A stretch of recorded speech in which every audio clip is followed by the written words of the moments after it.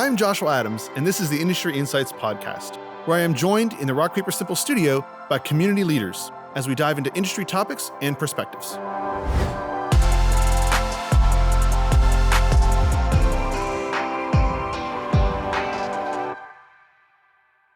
Thanks for joining us. Today I have Mike Ballard, president of TechRev.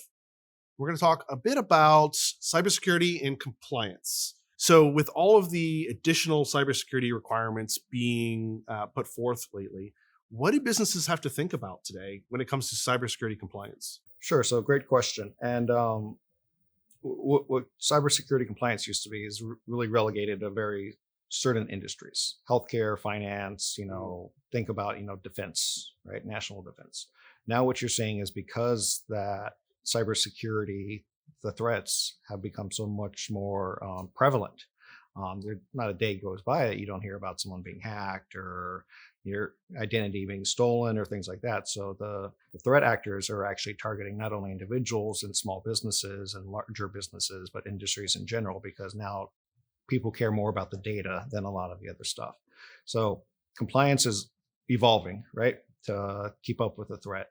And what you see is a lot more regulation frameworks coming out. So while you have HIPAA for your healthcare, you also have new regulation standards. So you have FedRAMP, that's for federal entities, or technically for companies that want to do business with the federal government, to comply with those standards. You have state ramp. So now the states have come up and modeled something after FedRAMP that says if you want to do business with the state of Florida or Texas or whatever else, you have to comply with this state ramp regulation. Speaking of Texas, they've recently come out with something called TexRAMP, the Lone Star. So, they got to have their own ramp, right? But anyway, so point there is the cybersecurity regulations, there's always a little bit of nuance, for different industries. Right? Not every industry is exactly the same or really requires the same amount, because different data has different value and different targets for different people. So you're starting to see a lot more regulations targeted at different industries to work with. So it's no longer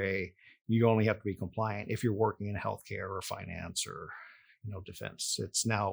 It's expanding. Right. And as that expands, I think you're seeing, as well as a lot of other business owners are seeing, wow, this may include organizations that just never had to worry about this before.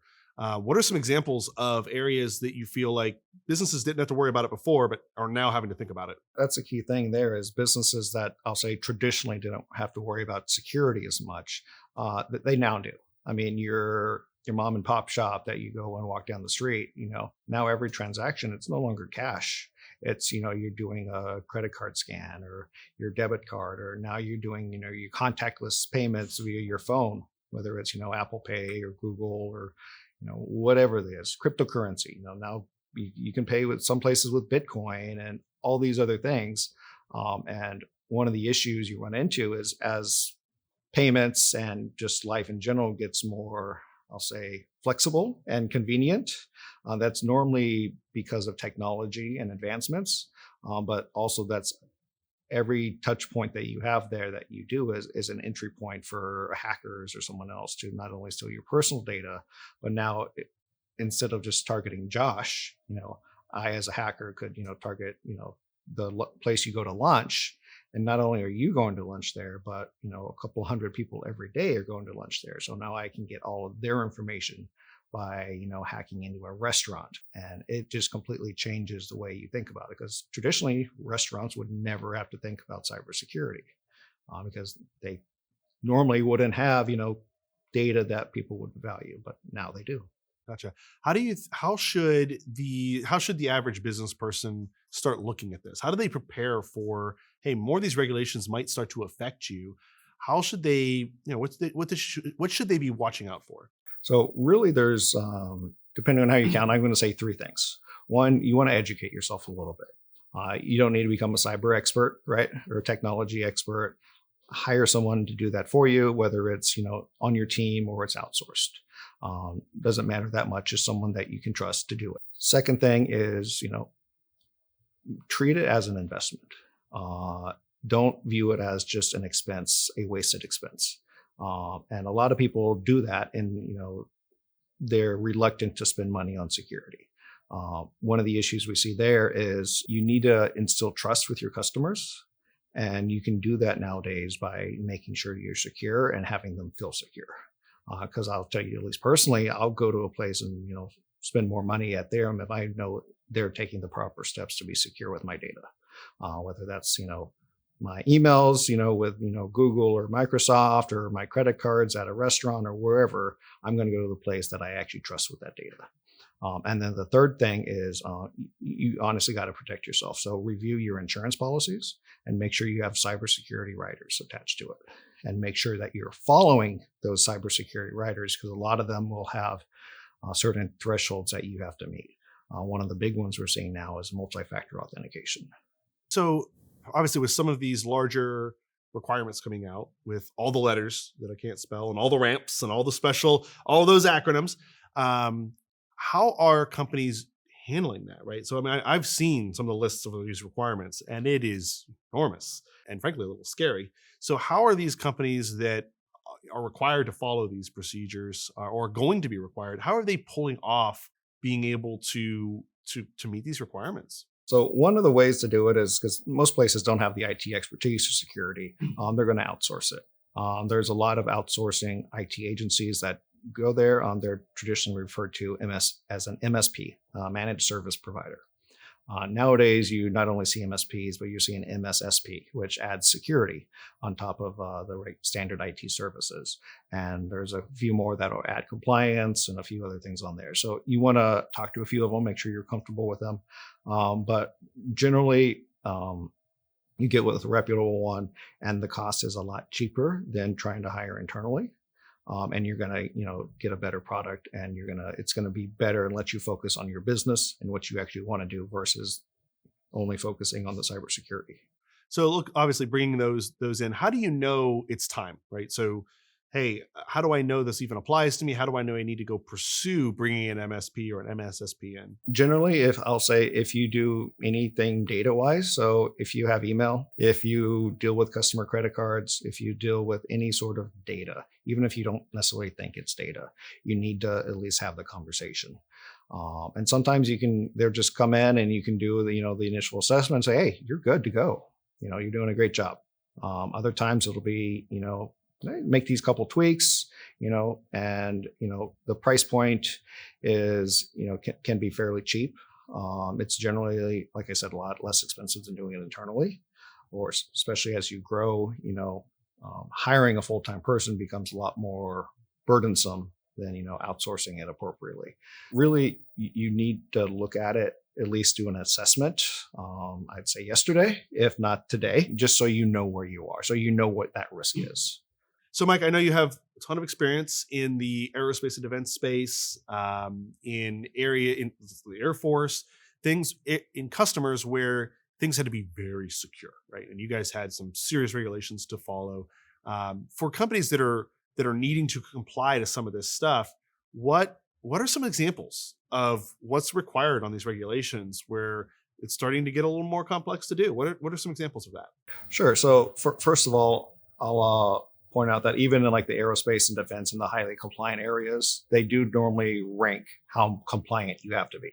So not everyone, even in aerospace and defense, has to be, I'll say, 100% compliant at the top tier that, say, your large companies would have to. And it's generally based off the data that you have access to. But so to scale that down to, I'll say, normal businesses, there's a couple key areas to focus on. So one, obviously is physical access. Everyone thinks of your alarm system, make sure your door's locked, your server room, if you have one's locked. And then that kind of goes quickly into logical access. So logical access was, are you using username and passwords? Nowadays, you need to be using more than just username and passwords. Most people are hopefully familiar with multi-factor authentication, where after I enter my password, I'm going to get a text from my phone or a key that I have to put in. It's something where what that does is it's something that and something that you have. The thought behind that there is it verifies that you are who you are. Because I could tell you my username and password, and then you could put that in the computer, but that doesn't necessarily verify that you are me. If you're forced to have my cell phone and have a special code that's sent to it right at that same time, and it adds that additional verification. So those are, I'll say, immediately the high priority ones. And then the other ones that I'll say not a lot of people think of is make sure you're using reputable vendors. Everyone puts everything in email. Everything, is a SaaS service nowadays, right? Do a little bit of homework. You'd be surprised how many SaaS services and email vendors and things like that are either completely based overseas or really just have abysmal security practices. And so do a little bit of homework on who you're trusting your data with. And just because they look good doesn't necessarily mean they are good. So, Mike, we talked about some examples of things people need to be aware of or take care of for a lot of these compliance regulations.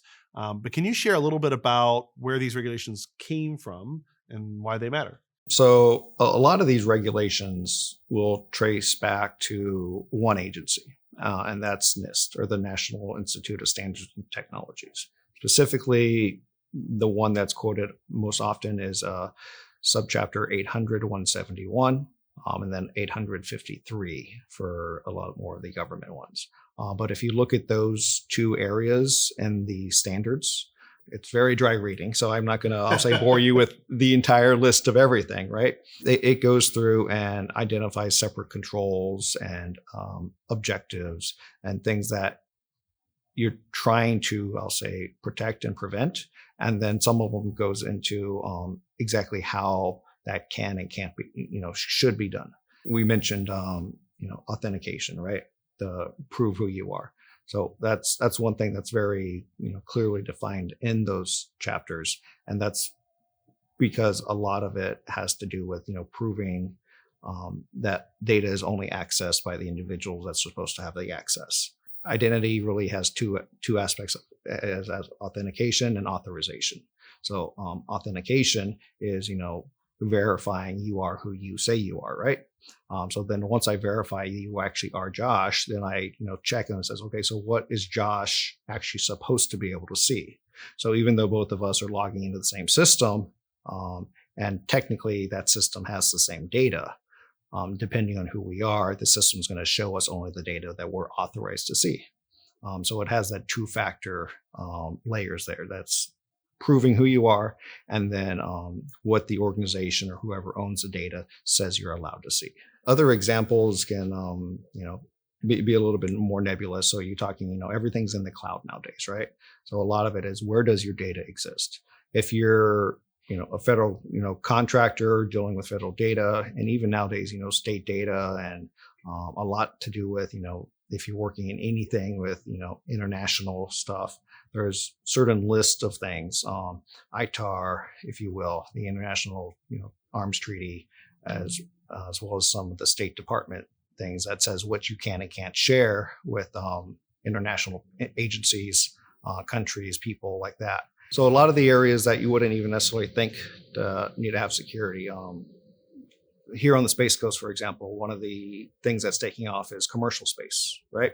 So it's not necessarily, the Air Force or Space Force or NASA sending stuff up to the space anymore. Now it's, SpaceX. They're sending satellites up just for internet, right? OneWeb, all the, other small sats, you have universities, sending up, 1 meter by 1 meter small satellites that are doing, some basic research, and then within a year, they're falling back to Earth.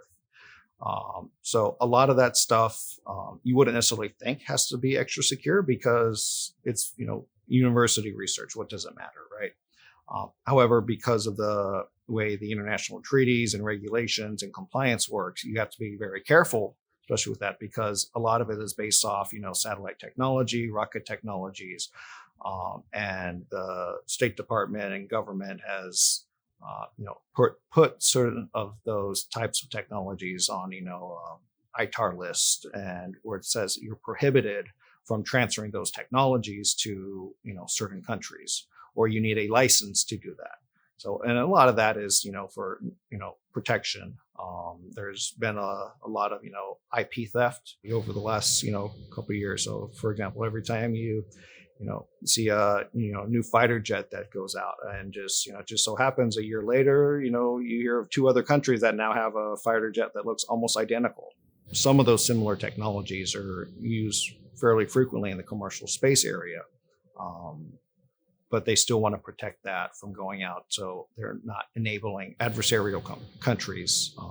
So And so I think it's especially important for companies that are working for government agencies or aerospace agencies or things of this nature, or working for companies who are working for them. So that's actually a key thing that is recently coming out, is you no longer have to be working directly for the government. There's something called supply chain attacks, and where basically, even if you don't realize it, if you're manufacturing a little widget that 5 different people later are using to put into a satellite, you're now part of that government contracting chain, and those regulations are starting to flow all the way down. There are certain carve outs for items that are 100% just commercial. However, if there's any sort of deviation whatsoever for special requirements to operate in space, or to work with a certain government requirement that's passed down even through multiple tiers of contracting, you now become designated a sub-tier contractor. And a lot of times, and you got to read the fine print, a lot of times in those contracts, you have the compliance requirements there. And they're starting to slowly add teeth to those compliance requirements, which means they're starting to go in and actually do third-party assessments, force the audits, and sometimes they're even employing civil penalties if you're not compliant. So for those that are maybe down the chain, they definitely should be looking at their contracts. They should be looking at what maybe renewals might look like. I think I've heard recently where some of the renewing contracts have this stuff added to it, where it's the same contract except for that new requirement. And so it seems like it's something that these companies really should be having on their radar. Yeah, and a lot of times, unfortunately, like I said, it is in the small print or the legalese that no one really wants to read, and it won't even quote the entire regulation. So you won't see this new 50-page. Here are these requirements for you. You'll see you have to comply with X, Y, and Z, and it refers out to it. But because it has that 2 sentences in that paragraph, in the 8-point font that no one ever reads, you're now signing that you are compliant with it. And I'll say, make sure you read your contracts or have someone else that is reading them for you.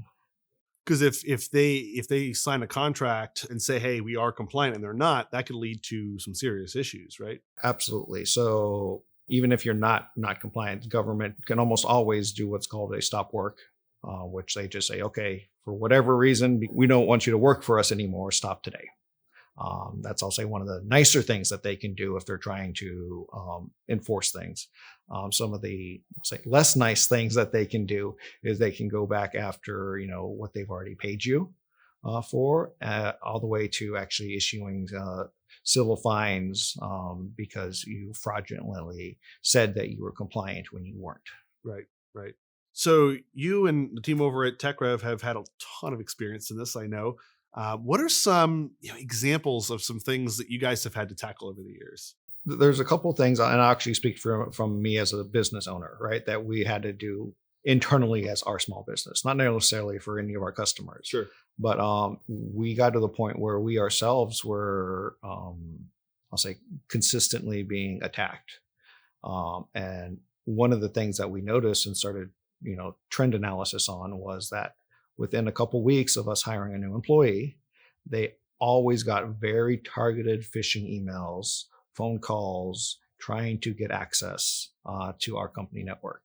And it was impressive because it looked like it was coming from me directly. They, obviously knew their position, and, the phishing and the sophistication of these attacks got pretty good. It got to the point where our normal training wasn't good enough. And so it became part of our onboarding training that said, okay, now that you're a new employee here, just so you know, within about 2 weeks, you will get a very specific targeted attack. It's not training. And, we had to show examples of that and, kind of prepare them for that. Because unfortunately, the weakest link is almost always, the people working with you. Because once the people provide their credentials and the hackers get in, there are, things that we can do technically to try to figure out that it's not actually them doing it, but that's a lot harder than stopping them from getting it. That's one example. Another example is something actually wasn't even our fault, and actually, fortunately, we defended against it. But about a year and a half ago, when the Russia invaded Ukraine, right as that happened, we got a ton, and when I say a ton, I mean millions of hits and attacks against our firewalls and servers. Fortunately, our firewall was built successfully and defended against it without causing us to go down internally. But that was an example of completely unrelated world events and things like that impacting a local small business in Florida. Wow. So I'll say, believe me, these things are real. What's going on in Russia and Ukraine, I would never thought would have impacted me personally, but I'll say it did. And then likewise, emphasizing the awareness of security to not only yourself, but to your employees is extremely important, because your employees are some of your best assets. They will either protect your business and help make sure you succeed, or they can be the weak link and hopefully unwittingly. But there's also those that, or I'll say become disgruntled. So you got to always watch out for that as well. I love you point out that can be the weak link. And I think part of that is because it's so easier now for them to pretend to be something. It's a lot less obvious now. It's not a prince of Nigeria sending me an email anymore, right?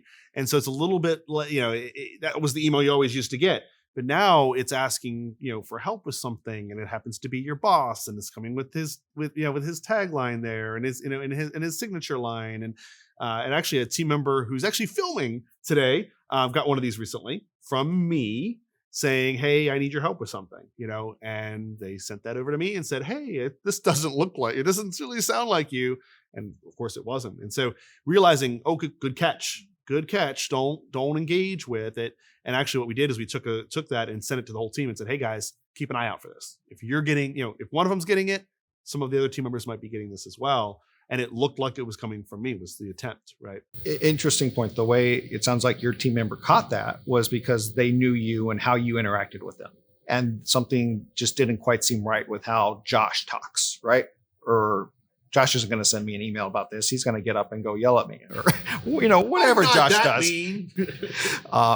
But a lot of time, that's great, especially for small businesses. Know your employees, have that personal relationship, because the more you know them and they know you, the more easy it is for them to say, this doesn't sound right? The other way, and it's harder to do, is there are certain things you can look for in emails as well. So if there's a link, always hover over the link and look at the actual HTTPS URL.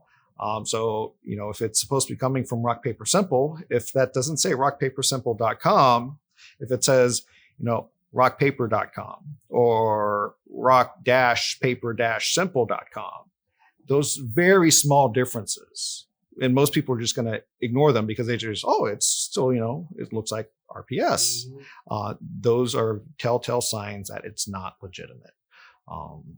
You can do the same thing with, where it's the email link coming from. So a lot of times that you can what's called spoof the email address, where it says it's Josh Adams, but in reality, it's some other random email address. So if you hover over that, look into details. Most people don't, us tech nerds do. Look at everything with a critical eye. And unfortunately, you can't trust things anymore. One of the old Air Force agencies I used to work with, one of their mottos was trust but verify. Right. And so, it's not that you don't trust that Josh is sending you an email asking you to do something, but verify it's actually Josh. Whether it's because it's actually from his email address, it's actually sounds like him, it's actually a request that he would make, right. Versus, hey, initiate a wire transfer over here. Yeah, which for the small business, who they all know each other, that's easier to catch. It's harder to catch it with the large business, who maybe the individual doesn't interact with that manager or that owner as much, and maybe wire transfers aren't as unusual for that business. So those are where they'll get caught a little bit. They'll get caught a little less, is when you have that larger business where those activities are more regular, right? If somebody were to reach out to one of my team members and say, hey, I want you to send a wire transfer, they're going to be like, why is he asking me to do this? Like, we don't do that very often, right? It's not a thing that happens in our regular day-to-day business, whereas for other businesses, it may be, right? So I think that's one of the big differences. The smaller business, I think it gets caught because of that personal knowledge of each other. And maybe that activity isn't as normal, but the larger and larger they get, that's where I think being more aware, having the team training, a little bit more, that team cyber training where you're saying, hey guys, keep an eye out for this kind of thing. It might be obvious to me, it might be obvious to you, but it might not be obvious to that other team member who hasn't experienced that type of issue before. So I think it's making sure that understanding that threat does grow as those businesses grow, because it becomes harder to recognize the spoofing, I think. Yeah. And the other thing to remember is you actually may not be the target. You're just the door that they're using to get through there. Yeah. That's one of the key things. The attackers are getting more and more sophisticated, and they're realizing that the targets they actually want to go after are getting harder and harder. So they find, how to legitimately get into it. So they go down to, to some of their suppliers. They go down to some of the subcontractors. They go down to the consultants, the people that aren't necessarily as, I'll say, secure or expecting it. And they're hoping to, get in the back door that way, or even through the front door sometimes doing it that way, right? And absolutely training and more of making it a conscious mindset thing. So it's, it's always part of that, weekly discussion of, hey, what are the security threats going on this week? What to look out for? And it doesn't have to become something that's, I'll say, burdensome, but it does need to become second nature. Makes sense. Well, Mike, thanks for coming in, sharing a bit about your expertise and background in cybersecurity and compliance. Appreciate you coming in and just sharing some of your wisdom and experience. Absolutely. Thanks for having me, Josh. Of course. Thank you for joining me on this episode of Industry Insights. If you enjoyed it, be sure to subscribe, comment, or even drop us a line over at rockpapersimple.com.